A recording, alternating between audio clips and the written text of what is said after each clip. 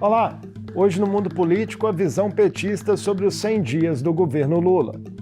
O terceiro mandato do presidente começou tendo que lidar com ataques às instituições democráticas e tem por ora como marcas pautas sociais reativadas e a política externa multilateral. Mas a retomada do crescimento econômico e a consolidação de maioria no Congresso são metas que ainda enfrentam obstáculos e incertezas. Qual o saldo entre polêmicas, anúncios e medidas encaminhadas? E as perspectivas para os próximos meses? Eu converso com o deputado estadual Cristiano Silveira, presidente do PT em Minas Gerais. Bem-vindo mais uma vez ao Mundo Político, deputado. Um prazer recebê-lo. Muito obrigado, Marcos. A satisfação é minha. Deputado, como é que o senhor avalia inicialmente as principais diferenças de conjuntura desses primeiros 100 dias do governo Lula III em relação ao que o presidente enfrentou em seus mandatos anteriores? A gente percebe nas pesquisas que o nível de aprovação do governo é um pouco inferior ao que ele tinha no mesmo período das outras experiências. Talvez porque a herança recebida agora ela seja pior do que as que foram recebidas nos governos passados, né? Nós temos que lembrar que assumimos um país com uma grave crise econômica, uma crise financeira, assumimos um país com indicadores sociais preocupantes, desde a taxa de desemprego e também com relação à miserabilidade, à falta inclusive de alimentos por muitas pessoas, um país com imagem internacional totalmente prejudicada, um país de instabilidade institucional, né? Havíamos ali uma dificuldade de diálogo entre os poderes da própria República, ou seja, um país com problemas gravíssimos, né? Talvez muito piores dos que foram anteriores. Vamos lembrar que o presidente Lula, na verdade, começa a governar antes mesmo da posse.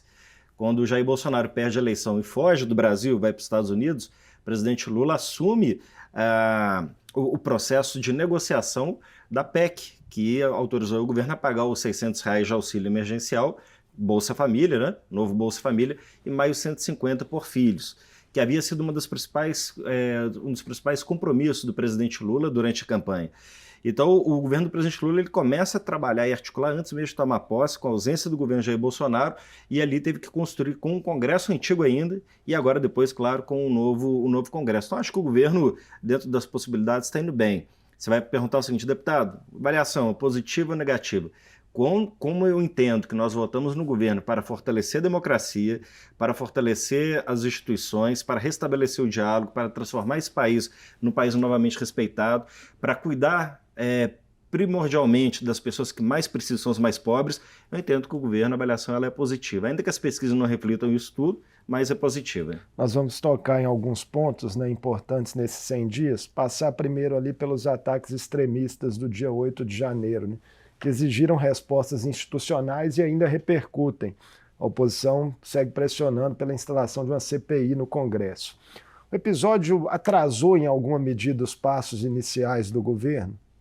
Olha, ali você cria um contexto de muita preocupação, né, para o governo. Não é nada menor que as pessoas possam banalizar, achar que foi um monte de gente foi apenas fazer uma manifestação na sede dos poderes. Ali realmente foi uma tentativa golpista, né? A gente sabe que foi encontrado na casa de Anderson Torres, inclusive, minuta de um decreto que tratava justamente disso. Por isso ele ficou lá distante, lá nos Estados Unidos, durante muito tempo, para sair um pouco do epicentro do problema todo. E aí você tem ataque à sede dos três poderes, você tem uma mobilização de um número expressivo de pessoas, você tem financiamento dessa estrutura desses eventos, desses episódios. Então, acho que ali realmente foi um episódio grave. Agora, a resposta, ela foi importante. Que ela foi uma resposta rápida, ela foi uma resposta contundente, foi uma resposta firme. E ali você tem, de novo, a presença do chefe dos três poderes, do poder legislativo, do poder judiciário e do poder executivo, juntos sobre o mesmo propósito, que é a defesa da democracia. Então, acho que a resposta ela foi importante, né? Tivemos aí mais de 1.300 pessoas já indiciadas nesse processo todo, conduzido pelo ministro Alexandre de Moraes, e você teve também a intervenção do governo federal no Distrito Federal por uma ausência ou por uma leniência do governo do Estado, do governo do Distrito Federal, com os atos que tinham ocorrido. Então, acho que ali você, ao mesmo tempo que pode ter colocado um contexto de problema que não estava previsto na ordem, né? do novo governo quando ele assume, mas, por outro lado, numa das questões que eram muito caras para o nosso país, que era restabelecer a democracia, eu acho que aquela resposta ela foi importante. O senhor tocou na resposta inicial do senhor nos programas sociais, né, que foram reativados, como Bolsa Família, Minha Casa Minha Vida. Estão amparados por hora em medidas provisórias, né, cuja tramitação delas é alvo aí de algumas polêmicas entre as direções da Câmara e do Senado. Isso preocupa em alguma medida? Não preocupa, até porque todas essas ações, essas medidas que foram editadas, elas estão em consonância com o que o governo propôs nas eleições. Elas têm reflexo no plano de governo vitorioso nas eleições, aquilo que a sociedade brasileira escolheu, né, como prioridade. Então, acho que elas refletem basicamente o que o governo propôs durante a campanha e agora precisa resolver. Eu acho que o que nós temos ali com relação às casas é um pouco uma discussão de competência, né, que ainda fruto a época de um rito legislativo da época da pandemia. Então, agora é restabelecer o rito constitucional. Acho que vai achar um bom termo e acho que o governo não vai ter dificuldade nessas medidas. E foram todas medidas muito importantes, né, importantes e imediatas, dentro da temporalidade que elas exigiam. A maioria delas relacionadas aos programas sociais. Eu acho que a gente vai precisar falar um pouquinho sobre eles, né? Eu até fiz uma colinha aqui, porque eu falei, olha, não posso esquecer de citar nada. Vamos lá. Aí, olha a colinha aqui, os meninos da parte aqui da câmera estão até rindo. Mas é verdade, isso aqui, gente, pra gente é um resumo de 100 dias do governo. Isso aqui não é o balanço dos 4 anos do governo do presidente Lula. E aí vocês vão perceber que realmente muita coisa já foi feita em pouco espaço de tempo, né? E aí vamos falar aqui do Bolsa Família, do novo Bolsa Família, vamos falar aqui da volta do PAA, que é o Programa de Aquisição de Alimentos, da retomada do Minha Casa Minha Vida, né? Dias atrás aqui em Contagem foram entregues mais de 600 casas, né? Um plano ousado do governo de retomada das obras no Brasil todo, a recriação do Conselho de Segurança Alimentar e Nutricional, enfim, nós vamos falar aqui, eu estou só dando aqui uma pista, mas eu acho que são ações fundamentais de restabelecimento do governo. Então, certamente, né, esses programas sociais têm um peso para a população. Agora, alguns analistas, né, em tom mais crítico, creem que o governo está, por enquanto, gerindo muito com o olhar do retrovisor, preso ao passado, que seria saudosista demais. Como que o senhor vê esse tipo de colocação? Olha, o ideal era que a gente pudesse partir de um ponto atual para frente. É verdade. Agora, quem faz esse tipo de crítica tem que admitir que programas fundamentais, básicos de garantia de direito foram destruídos, foram desconstruídos. O que aconteceu com Mais Médico? Acabaram com Mais Médico. O que aconteceu com Minha Casa Minha Vida? Não entregaram mais casa. Criaram uma outra faixa que não atendia os mais pobres. O que fizeram com a merenda escolar? Congelaram o dinheiro da merenda escolar. Agora o presidente Lula restabeleceu, que é do PNAE, do Programa Nacional da Alimentação Escolar. As obras todas paralisadas. Então, de fato, o ideal seria dizer que nós estamos assumindo um governo num ponto mais avançado do que quando nós deixamos. A grande questão é que quem sucedeu o governo do presidente Lula e os governos do PT destruíram tudo que era fundamental para o povo trabalhador do nosso país. Outra coisa que aparece, né, nas críticas, nas análises mais críticas, é de que o governo estaria com uma certa paralisia decisória em alguns campos. Acho que aí talvez seja mais no campo econômico, sobretudo, que vem essa análise, né? O governo apresentou recentemente o novo arcabouço fiscal, mas que ainda precisa passar por uma extensa discussão no Congresso. Como é que o senhor está vendo esse desafio, em especial no campo econômico, né, de retomada do crescimento? Eu imaginava que o arcabouço fiscal receberia até mais críticas do que o que recebeu. Eu vou dizer que esse arcabouço ele conseguiu agradar grego e troiano. Ele é um arcabouço que ele não coloca na conta do trabalhador os problemas fiscais do país. Ele é um arcabouço que ele estabelece um teto, um limite de gasto, mas sem comprometer a parte assistencial da política pública de quem precisa, que era diferente da emenda constitucional 95, que é aquela que congelou os investimentos em setores fundamentais, saúde, educação, assistência social, enfim, em todos os setores por 20 anos. Então, o máximo que você tinha de recomposição ali do orçamento era a inflação do período. Esse arcabouço não, ele já propõe uma margem de investimento a partir do crescimento do PIB do país. Ele é ousado, porque ele propõe, inclusive, até final de 2024, zerar o déficit público. E já 2025 tem um superávit. 0,5%, me parece, já do recurso do PIB. Então, eu acho que ele é importante, eu acho que o ministro Haddad conseguiu colocar nesse conjunto a preocupação com a política pública, com a questão social, sem perder de vista a responsabilidade fiscal das contas públicas. Então, até as críticas que nós vimos, eu acho que elas foram até menores do que se esperava quando o ministro Haddad apresentou. Agora, claro, ele tem todo um rito de tramitação, evidente que é passível de qualquer ajuste e aperfeiçoamento, não vejo o governo com dificuldade de discutir isso, mas ele já parte de um ponto que, na minha opinião, ele ficou bem construído, bem sólido. Agora, ao mesmo tempo, o Congresso está discutindo, criou um grupo de trabalho para falar de uma reforma tributária. Primeiro momento, desonerar o consumo, porque hoje quem paga imposto são os mais pobres, seja no imposto de renda ou imposto sobre consumo. E no segundo momento, aí sim, com outro ambiente, vamos discutir taxação de grandes fortunas, se vai voltar a cobrar imposto de renda de juros e dividendos, de fundo imobiliário, enfim, por aí vai, né? A cobrança por medidas mais concretas nesse campo é precipitada na visão do senhor? Não, é normal. É claro que você não consegue dar resposta para tudo com 100 dias de governo, né? Eu acho que para 100 dias você já tem um GT discutindo reforma tributária que pode unificar os impostos, desonerar consumo, você já tem um arcabouço fiscal que já vai ser enviado para o Congresso, você já ter tido aí um reajuste na alíquota do imposto de renda para quem ganha mais de 2.600 e me parece R$50. Então, quer dizer, e o governo falou o seguinte na campanha: nós queremos isentar de imposto de renda quem ganha até R$5.000. Já chegamos a 2.640, já estamos na metade do caminho praticamente. Então, acho que para o contexto do prazo de governo de 4 anos e o que já foi apresentado em 100 dias, está no bom tempo. Então, vamos voltar a falar, deputado Cristiano, do arcabouço fiscal, né? O anúncio das regras que foi feito pelo Ministério da Fazenda foi precedido de algumas divergências ali entre membros do governo e do próprio PT. O ministro Fernando Haddad chegou a brincar, né, com os senadores que seria impossível agradar a presidenta nacional do PT, Gleisi Hoffmann, com o documento. Na sua avaliação pessoal, o ministro está no caminho correto? Acho que sim, porque a gente fala vamos chamar de um arcabouço fiscal ideal e do arcabouço fiscal possível. Ora, se você fosse falar do arcabouço fiscal ideal, era aquele que você consegue fazer o controle das contas sem prejuízo de nenhum sacrifício em lugar nenhum. Agora, ele conseguiu construir um possível. Como eu disse, que ele consegue vislumbrar a necessidade da sociedade em áreas fundamentais e essenciais, que ele consegue combinar a capacidade de gasto do governo, vamos chamar de gasto, mas eu vou chamar de investimento, dentro de um percentual, do limite percentual dentro do crescimento do PIB, e que, por outro lado, ele cria uma âncora para que o governo também não gaste mais do que vai estar arrecadando, e já prevê de curto, médio prazo, vamos chamar assim, a redução do déficit e zerar o déficit até final de 24. Então, eu acho que ele conseguiu achar um bom instrumento. Não vai agradar todo mundo, é verdade. Em pronunciamento nesta segunda-feira, né, o presidente Lula, em Brasília, fez uma espécie de ato de desagravo ao ministro. Falou que teria ficado até bravo com certas críticas de aliados que leu. Eu acho que se a gente pede paciência à sociedade para que as coisas possam se ajustar, quem dirá dentro do nosso próprio partido, né, entre as nossas lideranças.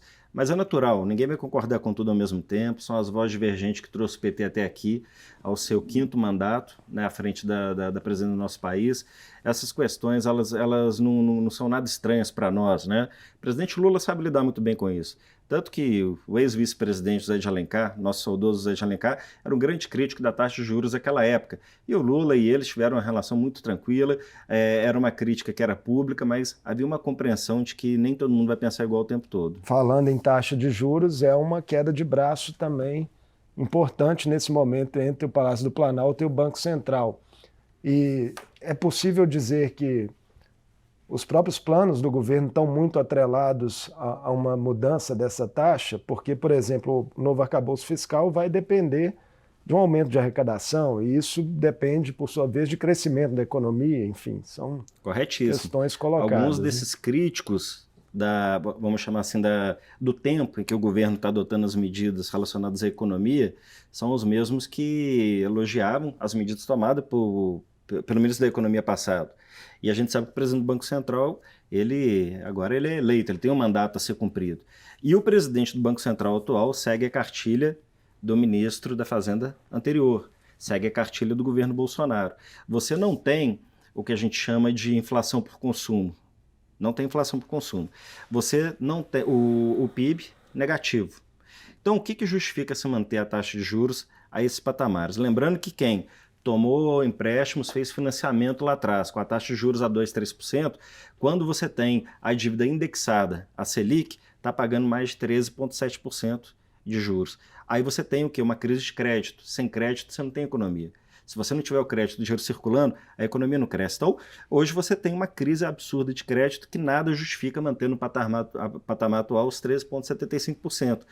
Entendíamos que o anúncio do arcabouço fiscal poderia ser uma sinalização para o Banco Central rever a política, né? Mas parece que não. Parece que eles ainda não se convenceram. São os únicos que não se convenceram. Eu percebo que agora setores do mercado, né, e muita gente baliza a opinião do mercado, especialmente do mercado financeiro, com relação à política econômica, como orientador de opinião. Ora, o próprio mercado hoje, o mercado financeiro, grandes investidores no mercado financeiro, inclusive da própria Bolsa, está dizendo que não há razoabilidade de manter a taxa de juros nesse patamar que é mais alto do mundo hoje.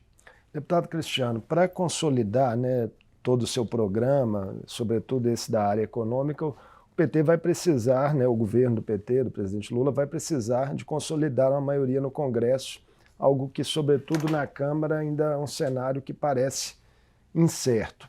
O fato de partidos que estão no comando de várias pastas, como, por exemplo, União Brasil, PSD e MDB, ainda não entregarem totalmente ali, um apoio integral ao governo, é sinal de problemas nas articulações? Olha, eu acho que é um processo. Os partidos que optarem por fazer parte da base do governo precisam ter um compromisso com a agenda do governo.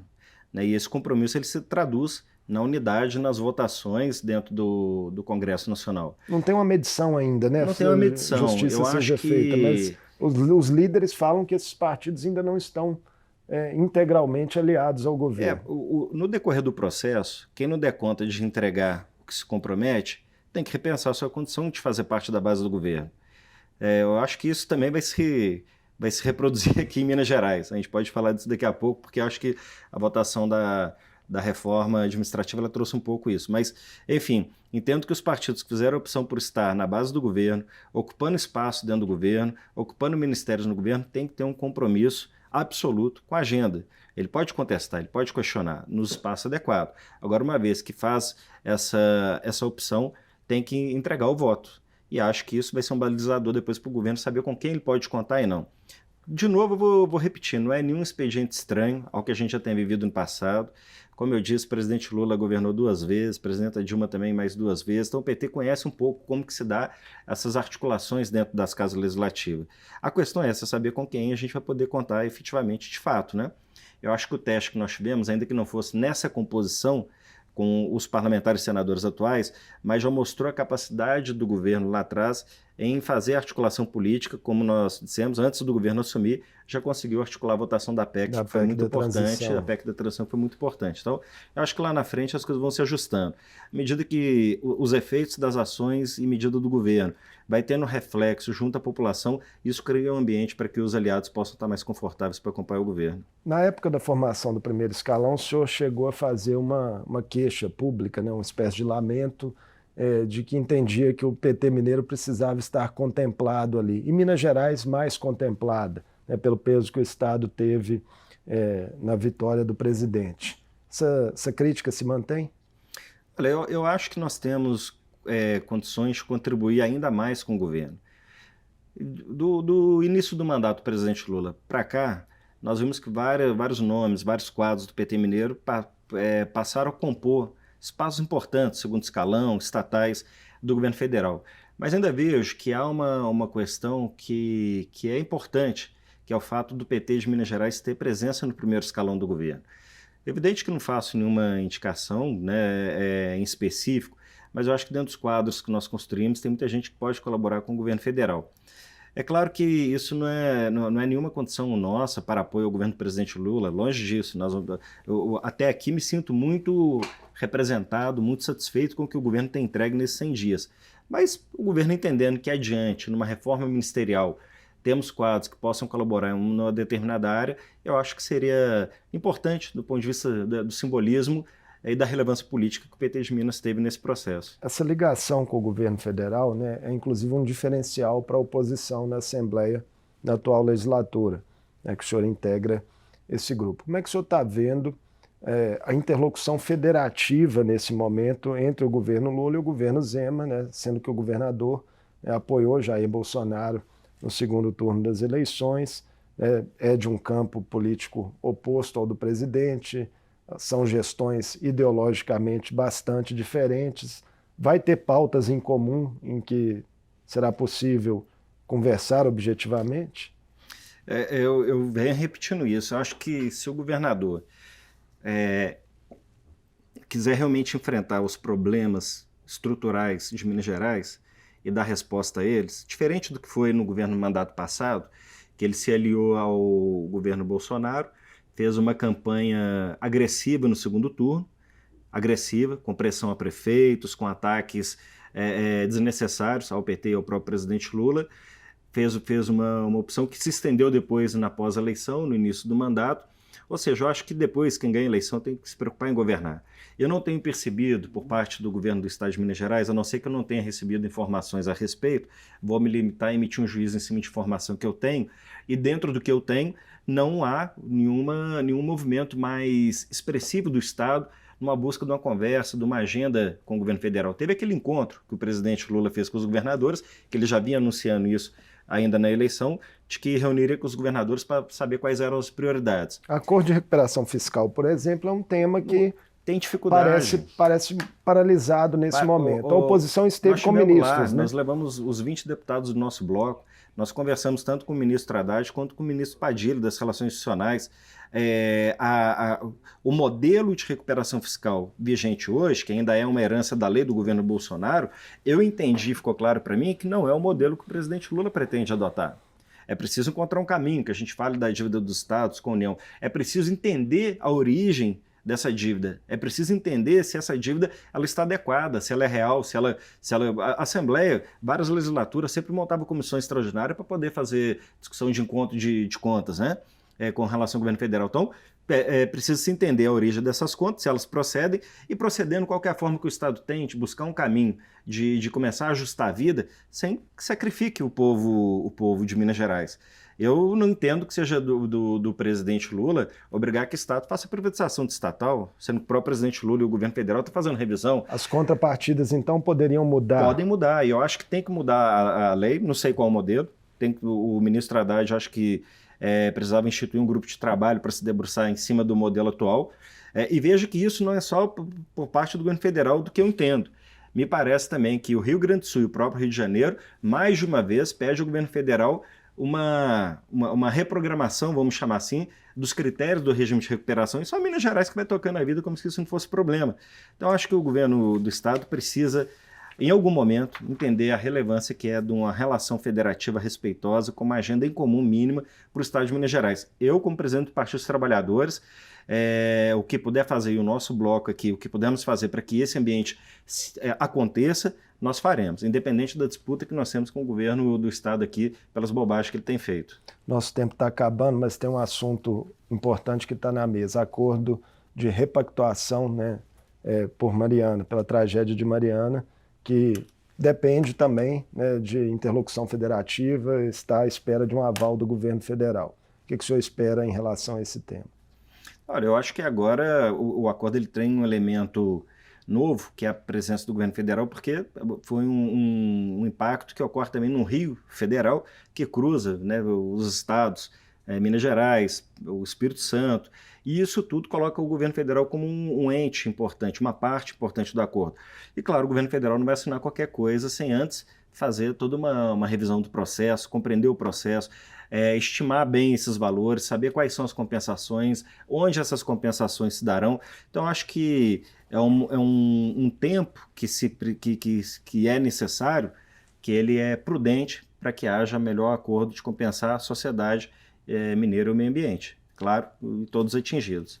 Deputado Cristiano Silveira, muito obrigado. Mas eu queria, mas não falei das ações todas do governo. Participação não, mas aqui, ó, eu trouxe aqui uma cola aqui, gente. Minha Casa Minha Vida, Bolsa Família, volta dos mais médicos, cirurgia, exame, reajuste da merenda escolar. Mas tá bom, vamos depois aí entrar no Google, dar uma pesquisada na internet. A gente vai estar divulgando também nas nossas redes. Não, mas tem realmente muitos temas, né? A gente tem que fazer aqui uma discussão mais da conjuntura política, mas foi um prazer receber. Mas aí, se você quiser me convidar depois dos 110 dias, 120 dias, 150 dias, a gente fala que mais agradeço. Vamos ter outras oportunidades. Obrigado.